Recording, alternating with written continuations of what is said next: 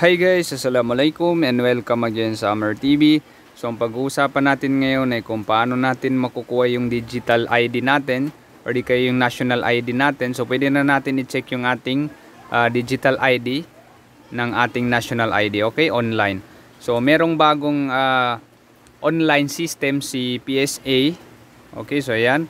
So open lang natin yung Chrome natin. So ito yung website nila guys, national tapos id.gov.ph.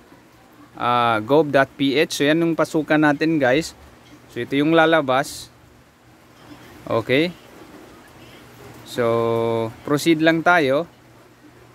So ang gagawin natin ngayon guys is para makakuha tayo ng digital copy ng ating national ID. So ito is para dun sa mga hindi pa nakakuha ng kanilang national ID. So pwede natin ito gamitin guys. Which is pwede natin siya screenshot para gawing valid ID natin. So ito is para dun sa wala pang national ID or yung mga walang physical national ID. Okay, so ayan. Ita-type lang natin yung name natin dito guys. So yung name natin and then yung middle name and then yung last name natin and then birthday natin guys. Okay, so be sure na tama yung ma-input natin.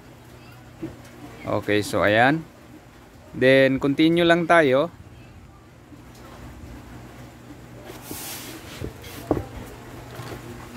Okay, so proceed lang tayo. Okay, so wait lang natin guys.